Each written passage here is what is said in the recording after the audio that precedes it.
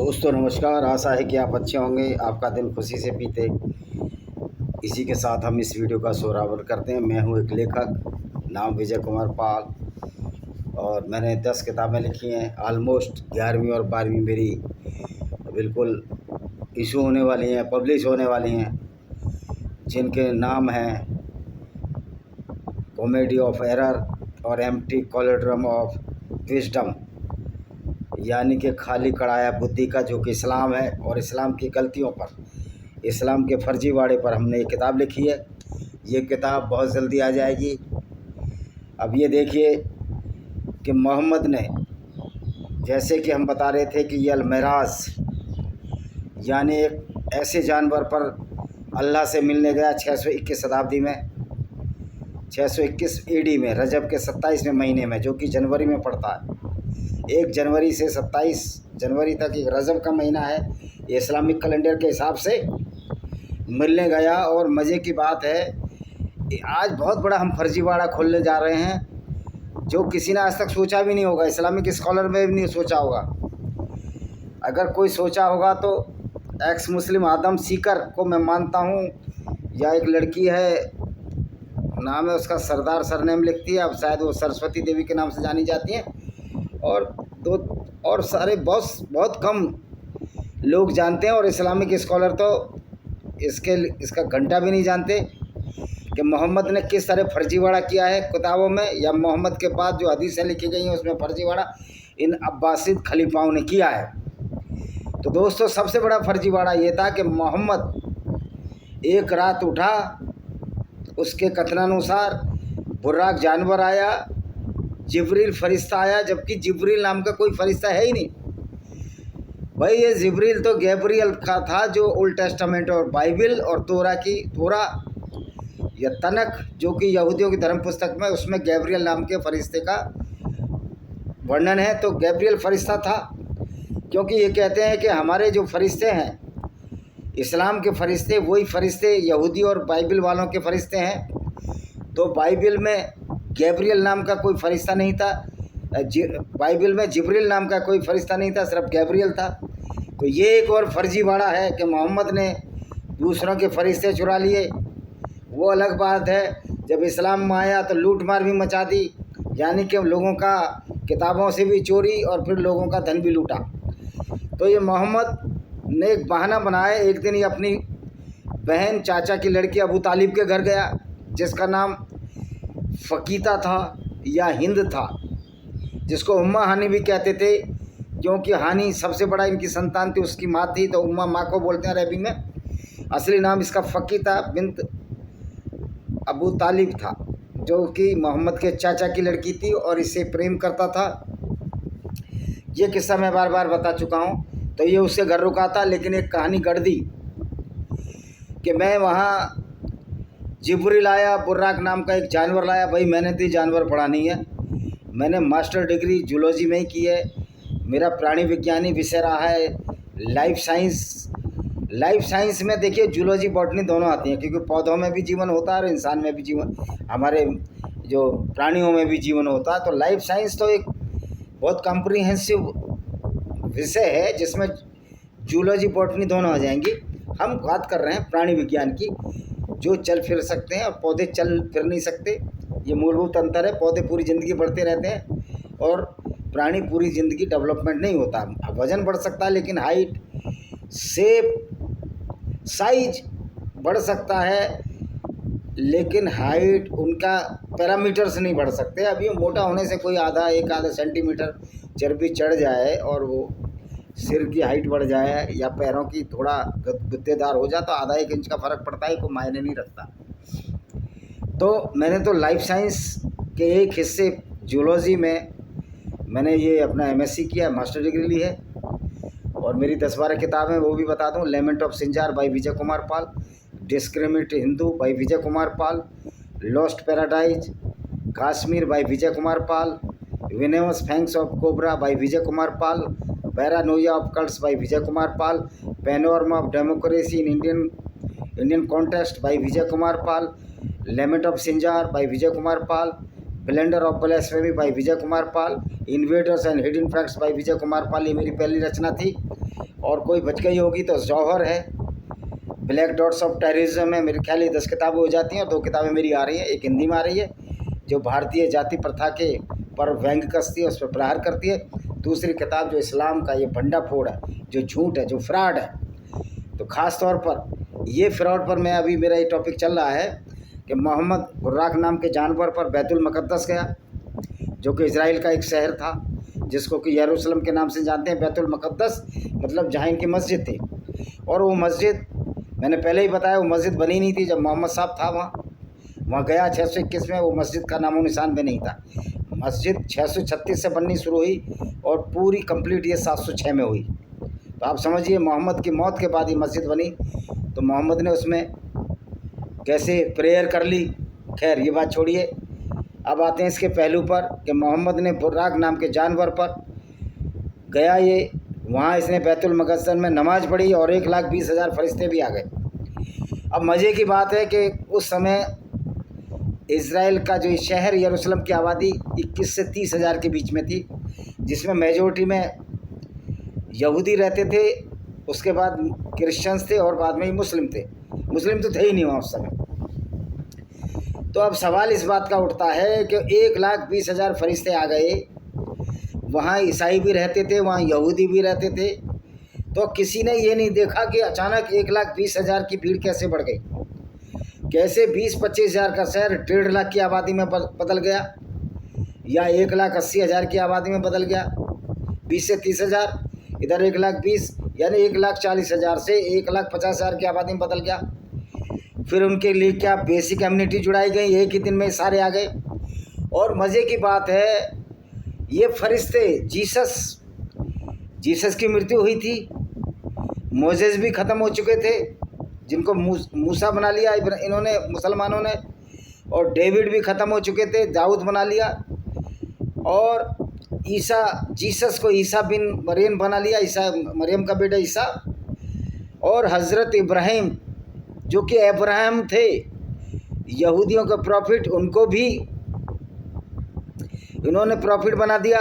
और मज़े की बात है जब ये सारे अपनी कब्रों में चैन से सोए हुए थे, जब इस्लाम का ये तकाजा है कि जब क़यामत आएगी, क़यामत के बाद मुर्दे जी उठेंगे और सारे के सारे अल्लाह के सामने पेश होंगे, उनके अच्छे और बुरे कर्मों का हिसाब किया जाएगा। तो क़यामत तो उस समय आई नहीं थी। अभी भी आज तक भी इस्लाम की क़यामत नहीं आई है। तो मोजेस जिसको इन्होंने मूसा बना दिया वो भी अपनी कब्र में सोया हुआ है। हालांकि इसको पौराणिक पात्र हैं, सारे पौराणिक पात्र हैं। जीसस का और मोहम्मद को छोड़कर लगभग सारे पौराणिक पात्र हैं। डेविड भी अपनी कब्र में सोया हुआ है। इब्राहिम जिसको इन्होंने इब्राहिम है वो भी अपनी कब्र में सोया हुआ है। और क़यामत तो आई नहीं है। जब क़यामत आई ही नहीं तो ये सारे नमाज़ पढ़ने कैसे आ गए भाई? जब मुर्दे ये उठेंगे फिर इनको दर्जा, पैगंबर का दर्जा कब दिया जाएगा? जब पैगंबर का दर्जा दिया जाएगा, चूँकि मोहम्मद की भी मौत आई थी, और मोहम्मद उस समय तो जिंदा था जब ये नमाज़ पढ़ने गया था, नहीं तो फिर ये झूठी कहानी कैसे करता? तो इस कहानी का पात्र जो मोहम्मद ने चुने, तनिक भी ध्यान नहीं दिया इन हदीस लिखने वालों ने कि मोहम्मद की किस तरह तुम बेहुरमती करा रहे हो, किस तरह बेइज्जती करा रहे हो, और किस तरह आप ये सिद्ध करवा रहे हो जिन्होंने हदीस लिखी है कि मोहम्मद एक झूठा नबी था, वो सेल्फ स्टाइल नबी था, और वो झूठ पर झूठ बोलता था और फर्जीवाड़े पर फर्जीवाड़ा करता था। अब सवाल ये है, वहाँ 1,20,000 फरिश्ते थे जो इनकी हदीसों में वर्णन है। मोजेस जिसको मूसा बनाया वो थोड़ा लंबा था, तगड़ा था, मस्कुलर बॉडी थी। जीसस से छोटी हाइट में थे। ये मोहम्मद बता रहे हैं कि मेराज में इन्होंने देखा, मेराज की यात्रा के समय, यानी कि जब आरोहण हुआ मोहम्मद का, सीधा घोड़ा उठता चला गया अल्लाह से पहले, अल्लाह से मिलने 7वें आसमान पर। तो ये सारे फरिश्ते पहले नीचे नमाज पढ़ रहे थे।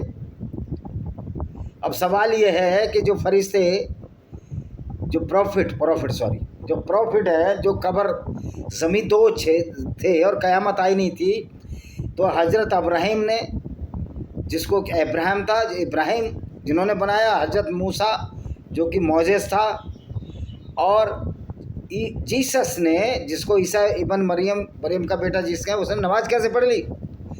वो तो अपनी कब्रों में चैन से सोए हुए हैं। वो पुनर्जीवित जब ही होंगे जब क़यामत आएगी।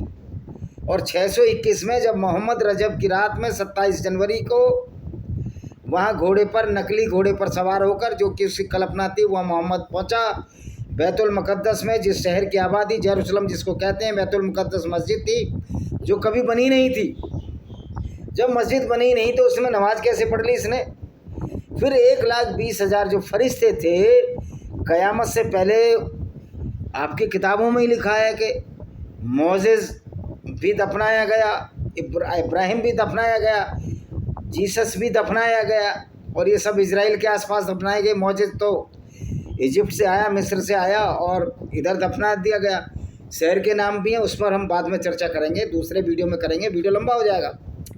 तो जब क़यामत आई नहीं, ये प्रॉफिट जिंदे ही हुए नहीं, कब्रों से निकले ही नहीं और आज तक भी नहीं निकले, तो मोहम्मद के साथ इन्होंने नमाज कैसे पढ़ ली? दूसरा, ये अरबी में नमाज पढ़ते हैं।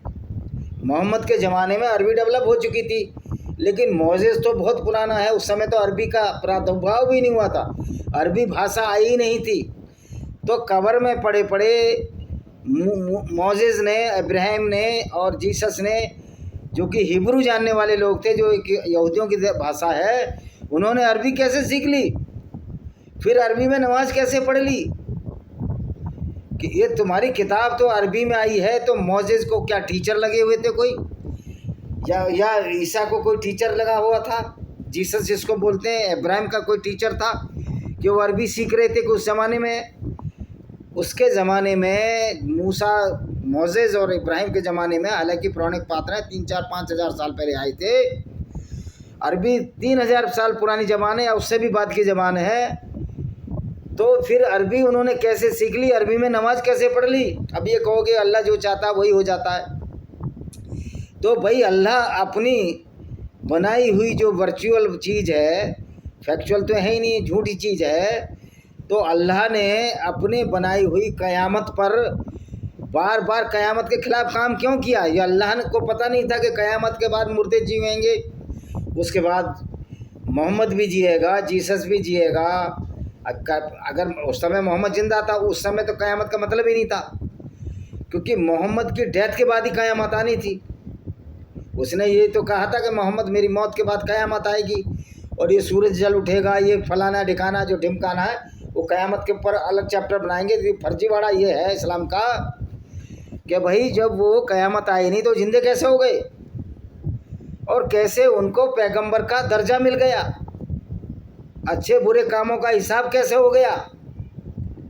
और फिर सवाल ये उठता है कि उन्होंने हिब्रू में नमाज पढ़ी या अरबी में नमाज पढ़ी, क्योंकि मोसेस तो जानता ही नहीं था अरबी, सिर्फ मोहम्मद।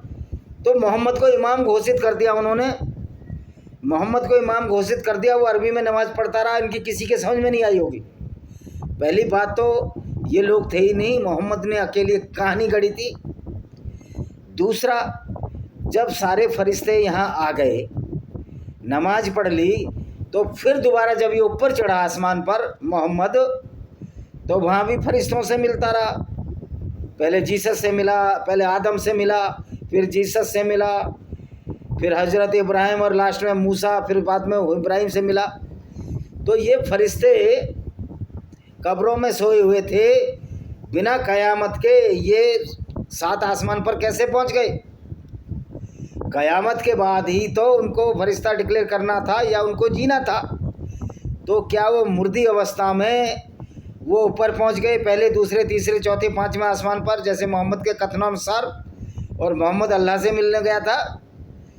तो भाई ये फरिश्ते क्या मूसा की और जीसस की, इब्राहिम की कब्रें खाली पड़ी हैं? देखिए जीसस का पात्र है, जीसस की कब्र को आप ढूंढ सकते हो अगर मिलना आएगा, ये पौराणिक पात्र नहीं है। लेकिन क्या मूसा की या मोसेस की कब्र खाली है? हज़रत इब्राहिम की कब्र खाली है?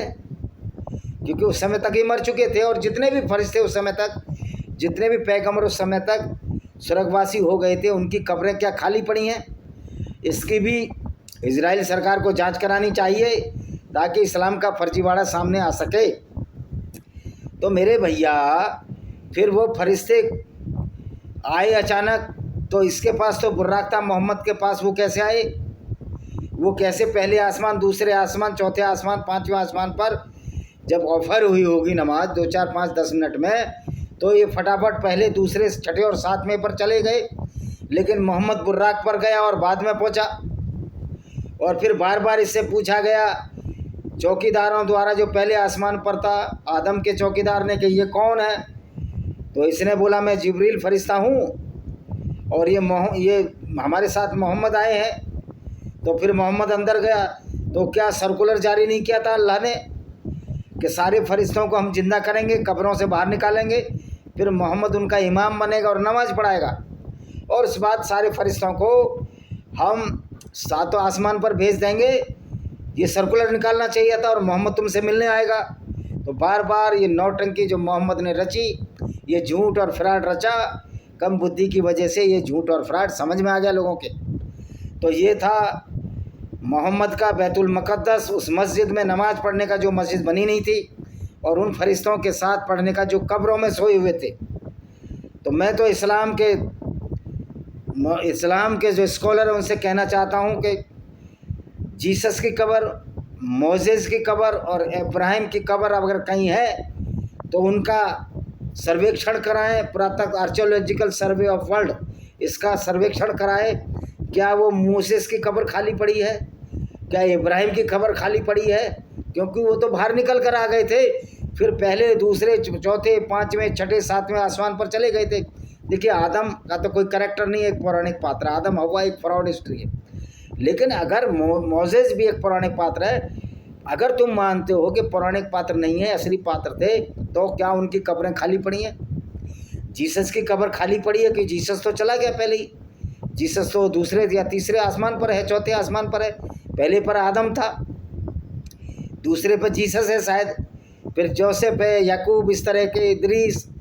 तो भाई ये बड़ा खोज का विषय है कि मोहम्मद ने हर जगह फर्जीवाड़ा घुसेड़ा, और मोहम्मद का ये फर्जीवाड़ा पकड़ा जाता है तर्कों के आधार पर कि बिना क़यामत के वो जिंदा हो गए, मोहम्मद से नमाजी पढ़ ली, फिर क्या कब्रों में सोने जाना था उनको? तो क्यों क़यामत के बाद उठाएंगे ना।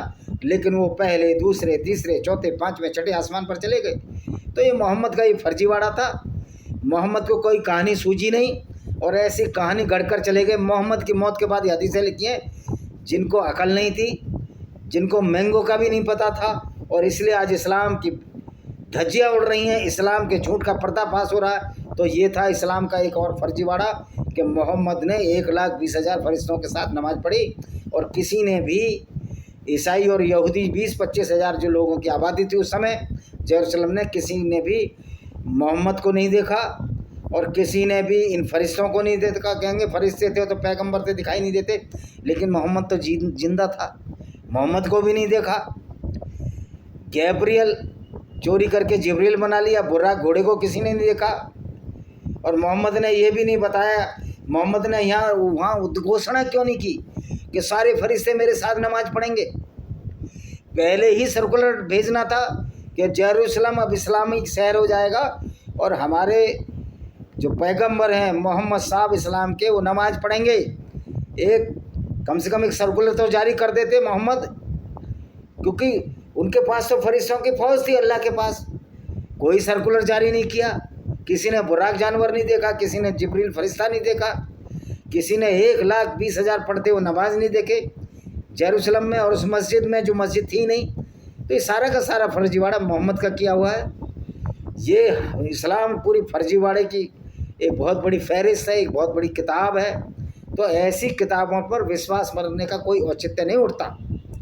कोई कहेगा हिंदू धर्म में भी गड़बड़ है। ओ भाई, मेरा नाम विजय कुमार है, इसका मतलब ये नहीं है कि जो हिंदू धर्म की जो माइथोलॉजी की बातें जिनका कोई और छोर नहीं, मैं उनको मान लूँगा। पैदाइशी मैं हिंदू हूँ, लेकिन मैं तर्क से बात करता हूँ, क्योंकि मेरे माँ बाप हिंदू थे इसलिए हिंदू हूँ। लेकिन मैं किसी भी फ्रॉड, किसी भी झूठ को पचाने के लिए तैयार नहीं हूँ।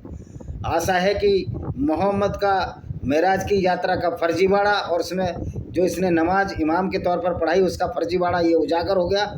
इसी के साथ हम इस वीडियो को विराम देते हैं। वंदे मातरम, जय हिंद, आपका दिन शुभ हो।